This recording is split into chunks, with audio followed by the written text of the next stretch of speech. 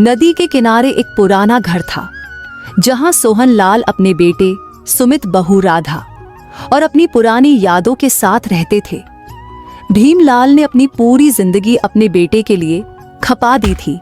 दिन रात मेहनत करके उसे पढ़ाया, उसकी हर जरूरत पूरी की, उसकी छोटी छोटी खुशियों के लिए खुद की इच्छाओं को मार दिया।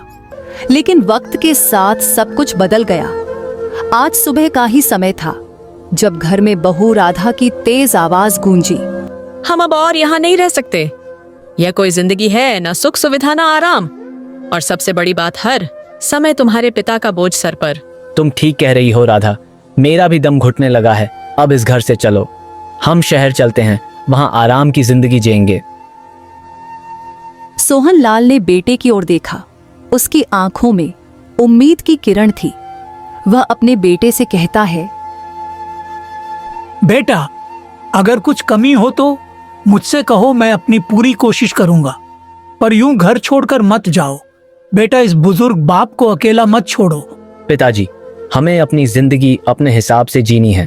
हम शहर जा रहे हैं, वहां बेहतर जिंदगी मिलेगी। इतना कहकर सुमित और राधा अपना सामान उठाकर दरवाजे की ओर बढ़े। सोहन लाल दौड़कर उनके पीछे गया। बेटा, यह घर तुम्हारा ही है, मैं कहाँ जाऊंगा? कम से कम कभी कभी मिलने तो आ जाया करना। अब यहाँ लौटने का कोई सवाल ही नहीं है। हमें अपनी जिंदगी खुद बनानी है। मैं आप लोगों से बहुत परेशान हूँ। सुमित एक बार रुका। शायद दिल के किसी कोने में कुछ बचा था, लेकिन राधा के खींचने पर उसने खुद को समेट लिया और दरवाजे से बाहर निकल गया। सोहन लाल देर तक दरवाजे पर खड़ा रहा। धुंधली आंखों से दूर जाते बेटे को देखता रहा। मन में एक टीस थी, जिस बेटे के लिए अपनी पूरी जिंदगी समर्पित कर दी, वही आज पराया हो। चले गए ना? हाँ, चले गए। उन्हें अपने सुख की चिंता है, हमारे दर्द की नहीं। हमारी परवरिश में कोई कमी रह गई क्या सोहन? कमी हमारी नहीं थी, समय बदल गया है। हम जैसे बूढ़े लोग अब बोझ लगने लगे हैं। याद है जब सुमित छोटा था, हर रात मेरी गोद में सोता था। जब डरता था तो मेरे आंचल में छिप जाता था। जब बीमार होता था तो रात भर हम जागते थे। और आज हम बीमार हैं तो कोई पास तक नहीं बैठा, उल्टा ताने मारकर चले गए। सुमित्रा की आंखों से 2 आंसू गिर पड़े। उन्होंने कांपते हाथों से सोहन लाल का हाथ थाम लिया। अब हमें एक दूसरे का सहारा बनना होगा। कोई नहीं आएगा हमारी परवाह करने। अब हमें ही एक दूसरे का साथ निभाना है जब तक यह सांसें चल रही हैं। दोस्तों, आप भी चाहते हैं कि आपके नाम से कार्टून वीडियो बने तो अपना नाम कमेंट में लिखें। सुबह का समय, आंगन में भीमलाल चुपचाप बैठे हैं। अंदर से सुमित्रा की खांसी की आवाज आ रही है। इतने में पड़ोसी सुनीता आती है। अरे काकी, ये क्या हाल बना लिया है? आपने कल से देख रही हूँ, आपके घर का चूल्हा तक नहीं जला। कुछ खाया भी है कि नहीं? सुनीता, अब खाने का मन ही कहाँ करता है। बेटा चला गया, उसके बिना कुछ अच्छा नहीं लगता। इतना कहते ही सावित्री की आंखों से आंसू गिरने लगते हैं। काकी, हिम्मत रखो, बेटे के बिना जिंदगी खत्म नहीं होती। आपको खुद को संभालना होगा। देखो, काका भी तो अकेले पड़ गए हैं। अगर आप भी टूट जाओगी तो उनका सहारा कौन बनेगा? माँ बाप के लिए सबसे बड़ा सहारा उनका बेटा होता है। सुनीता, हमने कितने सपने देखे थे कि बुढ़ापे में सुमित हमारा सहारा बनेगा, पर उसने तो हमें अकेला छोड़ दिया। अब तो बस यही डर लगता है कि कहीं हमारी जिंदगी यूं ही बेटे की राह देखते देखते ना बीत जाए। काकी, तकलीफ को रो रो कर बढ़ाने से अच्छा है कि इसे भगवान के ऊपर छोड़ दो। शायद एक दिन सुमित को अपनी गलती का एहसास हो जाए और वह वापस आ जाए। तब तक आपको हिम्मत रखनी होगी।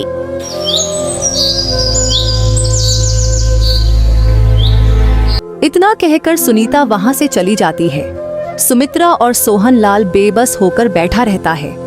इधर एक छोटा किराए का कमरा राधा परेशान दिख रही है, जबकि सुमित सोच में डूबा हुआ है। अचानक राधा हाथ झाड़ कर बैठ जाती है। यह भी कोई जिंदगी है? सुमित गांव का घर छोड़कर इस छोटे से कमरे में आ गए। वहाँ कम से कम बड़ा घर तो था, आराम था। मजबूरी में यह करना पड़ा। राधा, तुम समझ नहीं रही हो। मजबूरी? कैसी मजबूरी? सुमित थोड़ी देर चुप रहा, फिर धीरे से बोला। मैंने बैंक से लोन लिया था बाबूजी के नाम पर। राधा चौंक जाती है, उसकी आंखें गुस्से से भर जाती हैं। वह झटके से खड़ी हो जाती है। क्या तुमने अपने बाबूजी के नाम पर लोन लिया और मुझे अब बता रहे हो? हाँ, बिजनेस में लगाने के लिए पैसे चाहिए थे और मेरे नाम पर बैंक लोन देने को तैयार नहीं था। बाबूजी के नाम पर आसानी से मिल गया। सोचा था कि जल्दी चुका दूंगा, लेकिन वाह, बहुत चालाकी वाला काम किया। सुमित अपने बाप के नाम पर कर्ज लिया और अब उन्हें अकेला छोड़कर भाग आए। कभी सोचा कि बैंक के पैसे ना चुकाने पर क्या करेगा? वे सीधा बाबूजी पर दबाव डालेंगे। मैं क्या करता राधा? मेरे पास कोई और रास्ता नहीं था, और अगर वहीं रहता तो बाबूजी मुझसे सवाल पूछते, बैंक वाले घर तक आ जाते। यानी तुमने बाप के कंधों पर बोझ डाल दिया और खुद भाग निकले। कमाल करते हो सुमित। अब अगर बैंक वाले गांव गए तो तुम्हारे बाबूजी को कितना अपमान झेलना पड़ेगा, सोचा भी है? सुमित सिर पकड़कर बैठ जाता है। उसे भी अब अपनी गलती का एहसास होने लगता है, लेकिन अब बहुत देर हो चुकी थी। उधर गांव में सोहन लाल इस मुसीबत से अनजान अपने बेटे की राह देख रहा था। आधी रात का समय गांव में सोहन लाल का घर अंधेरे में डूबा हुआ था। हल्की हवा चल रही थी। अंदर खाट पर सावित्री करवटें बदल रही थी। नींद नहीं आ रही सोहन लाल चुपचाप दरवाजे के पास बैठे थे। चंद्रमा की फीकी रोशनी उनके झुके हुए चेहरे पर पड़ रही है। अब तक सोए नहीं सोहन? नींद तो बहुत सालों पहले ही छूट गई थी सुमित्रा, बस आदत से मजबूर हूँ। रात भर आंखें बंद कर लेता हूँ ताकि लोग कहे कि बूढ़ा सो रहा है। मैं सोच रही थी सुमित क्या सच में कभी लौटेगा? बेटा अगर अपने बाप की छत छोड़कर गया है तो समझो उसने बाप का साया भी छोड़ दिया। हम बस आस लगा सकते हैं, पर उम्मीद करना भी अब बेकार लगता है। जब वह छोटा था तब हर रात मुझसे कहता था, माँ तुम पास रहोगी ना, और मैं उसे कसक गले लगा लेती थी। आज वही बेटा हमें छोड़ गया। काश एक बार बस वह लौट आता। सोहन लाल उसकी ओर देखता है। उसकी आंखों में भी नमी थी। वह सुमित्रा का कांपता हुआ हाथ पकड़ लेता है। बाहर ठंडी हवा चल रही थी। दूर कहीं एक कुत्ता भौंक रहा था। रात की नीरवता उनके अंदर के अकेलेपन को और गहरा कर देती है। चलो अंदर चलकर लेट जाते हैं। सुबह होगी तो फिर एक नई उम्मीद जगेगी शायद।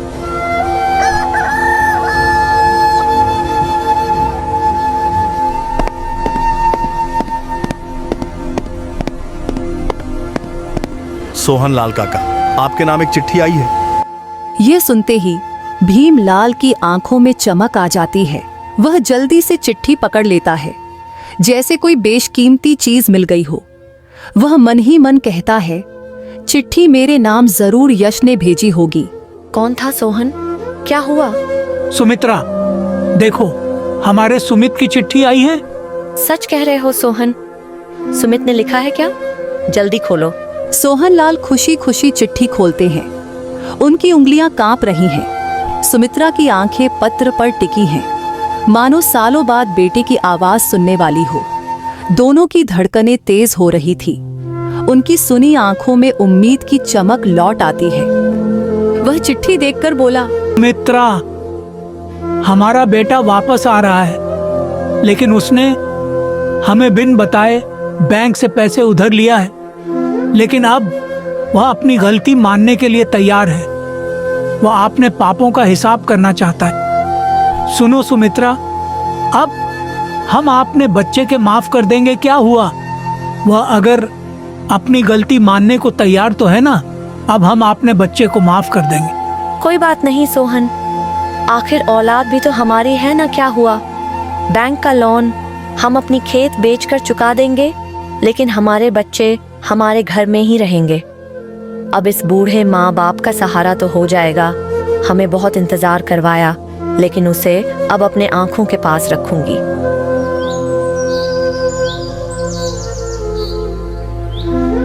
और कुछ दिन बाद उनका बेटा वापस आ जाता है, जिसे देख उसके माँ बाप के आंखों में आंसू आ जाते हैं। सुमित अपने पिता से माफी मांगता है और वादा करता है कि अब से वो कभी ऐसा नहीं करेगा। उन्हें समझ आ गया था कि आपने माँ बाप के चरणों में ही सबसे बड़ी अमीरी होती है। सीमानतपुर में राजेंद्र और उसकी पत्नी सुनीता रहती थी। वो लोग दलित समाज में से थे, इसलिए लोग उससे घृणा करते थे। वह लोगों को साथ बुरा सुलूक करते थे, उससे अपने पास नहीं तो बैठने देते थे, नहीं आपने घर जाने देते थे। वह लोग गांव से दूर रहा करते थे। राजेंद्र खेतों में काम कर रहा था। उसकी पत्नी सुनीता जल का गिलास लेकर घर से बाहर आती है। राजेंद्र, तुम हमेशा इस गर्मी में खेतों में काम करते रहते हो। इस सब का क्या फायदा? तुम जानते हो कि हमें कभी कोई अधिकार नहीं मिलेगा। सुनीता, मैं इस बात को मानने को तैयार नहीं हूं। यह हमारी किस्मत नहीं है, यह हम पर थोपा गया अत्याचार है। अब मैं बस चुप नहीं रह सकता, हमें अपनी आवाज उठानी होगी। लेकिन राजेंद्र, बाबू और सरपंच जैसी शक्तियां हमें कभी भी उठने नहीं देंगी। वे कभी नहीं चाहेंगे कि हम अपनी जगह बनाएं। इस समाज में नीच जातियों के लिए कोई जगह नहीं है। बड़े लोग हमें अपना नौकर समझते हैं, हम उनके सामने कुछ नहीं है। वो लोग बस अपना गुलाम समझते हैं। वे हमें दबा नहीं सकते, अब नहीं। मैं जानता हूं कि अगर हम साथ मिलकर आवाज उठाते हैं तो कुछ भी संभव है। हमें अपना हक समाज से लेना होगा। हम इसके लिए किसी भी हद तक जा सकते हैं। हम सब लोगों को इकट्ठा करेंगे और अपना हक इस समाज से लेकर रहेंगे।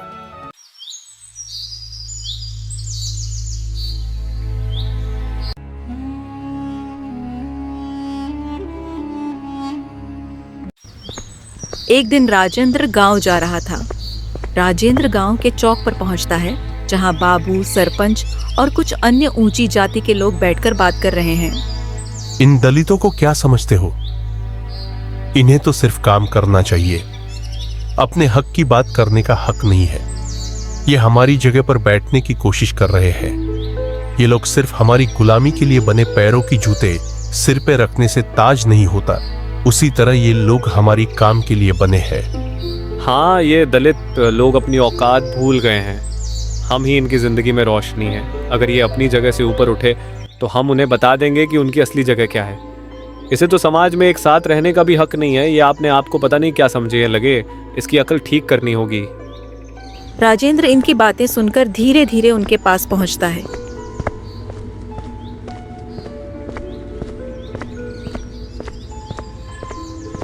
मैं यहां आपके पैरों में गिरने के लिए नहीं आया, मैं अपनी आवाज उठाने आया हूं। हम अब चुप नहीं बैठेंगे। हमें अधिकार चाहिए, सम्मान चाहिए और हमारे बच्चों को स्कूल में पढ़ने का अधिकार चाहिए। उनके साथ कोई भेदभाव नहीं होना चाहिए। हम लोगों को इस समाज में रहने का हक मिलना चाहिए। इसलिए अब मैं और पूरा दलित समाज मिलकर इसके खिलाफ आवाज उठाएंगे और हमारी आवाज पूरे साकार तक ले जाएंगे। तुम लोग अपनी औकात भूल रहे हो। तुम्हें क्या अधिकार है हमारे सामने इस तरह बोलने का? 2 कौड़ी के दलित मजदूर हम लोगों के सामने ऐसे बोलने की हिम्मत कैसे कर ली?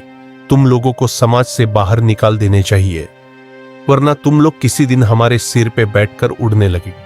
सही कहा आपने सरपंच जी। इन लोगों को नहीं रोका तो ये लोग हमारे ऊपर ही चढ़कर बैठ जाएंगे। इसीलिए हम लोग इसकी कोई भी आवाज को ओबमड़ तक नहीं जाने देंगे। ये गरीब मजदूर और दलित हमारे जूते के नीचे ही हमेशा रहना चाहिए। इनको ज्यादा हक इस समाज में नहीं मिलना चाहिए। ये लोगों का जीवन ही हमारी सेवा करने के लिए बना है। हमारी औकात वही है जो हमारे हक में है। हम भी इंसान हैं और हमें भी वही अधिकार चाहिए जो बाकी सभी को मिलते हैं। हम चुप नहीं रहेंगे। हमें भी वो सब करने का अधिकार है जो आप लोग करते हो। अरे हम लोग भी तो इंसान हैं, फिर हमारे साथ ऐसा क्यों करते हो? आप लोग एक बार हमारी जगह रहकर तो देखो हमें कितना तकलीफ होती है। वह निराश मन से आपने अपने घर की ओर चला जाता है। वह यह बात सुनकर बहुत उदास था।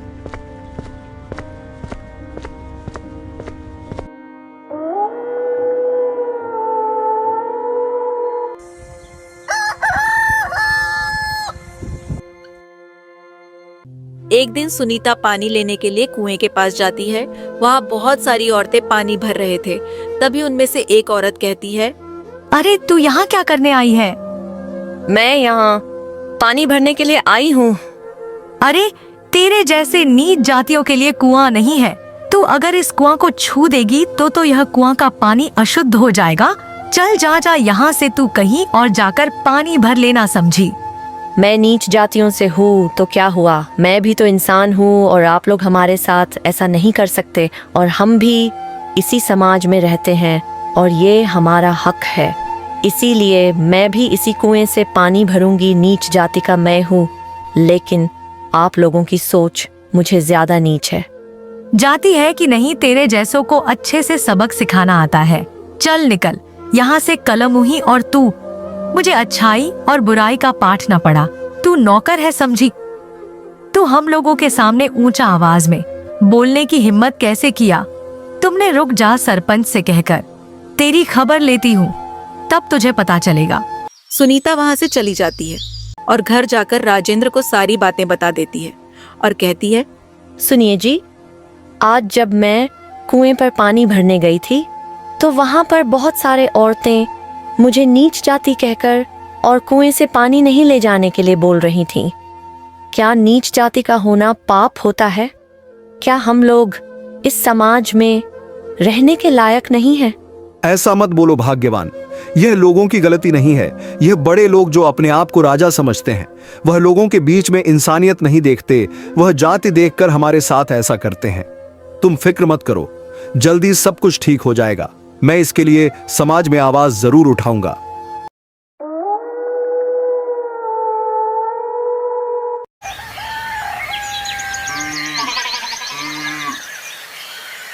ऐसे ही कुछ दिन बीत जाते हैं और राजेंद्र परेशान होकर एक दिन गांव में पंचायत रख देता है ताकि उसे बराबर का हक मिल सके। गांव के लोग एक बड़ी पंचायत में इकट्ठे होते हैं। राजेंद्र और उसकी पत्नी गांव के दलितों का प्रतिनिधित्व कर रहे हैं। मुखिया और सरपंच ऊंची जाति के लोग बैठे हैं। हम यहाँ केवल ये मांगने नहीं आए हैं कि हमें कुछ मिल जाए। हम यहाँ ये मांगने आए हैं कि हमें समानता मिले, हमें शिक्षा मिले, हमें हमारे हक मिले। हम सिर्फ इंसान हैं, कोई कृपा नहीं चाहते। हम किसी के गुलाम नहीं हैं। हम अपनी मेहनत का सम्मान चाहते हैं। हम अपने बच्चों के लिए एक बेहतर भविष्य चाहते हैं। हमें भी समाज में समान स्थान चाहिए। हमारे साथ कोई भेदभाव नहीं हो।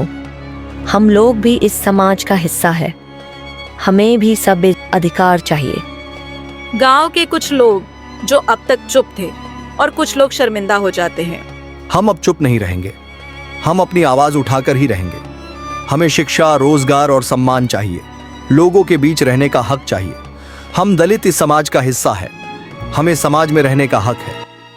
ये क्या हो रहा है? ये लोग हमारी व्यवस्था को तोड़ रहे हैं। अगर इन्हें इस तरह अनुमति दी तो हमारा पूरी तरह से जाति प्रथा खत्म हो जाएगा। यह लोग समाज में नीचे ही रहना चाहिए। मैं ऐसा होने नहीं दूंगा। तुम्हें समाज में रहने तक का हक नहीं है। इसे रोकने का दूसरा उपाय सोचना होगा। ये लोग कभी नहीं मानेंगे। इन लोगों को हम ऐसे ही कोई हक नहीं दे सकते। ये लोग नीच जातीय के हैं, इसलिए हम इसे कोई भी अधिकार नहीं दे सकते। सरपंच जी, आप इसे रोकिए। लेकिन ऊंची जाति के लोग उससे दबाने की कोशिश करते हैं। उसे कह देते हैं कि फैसला 2 महीना बाद होगा।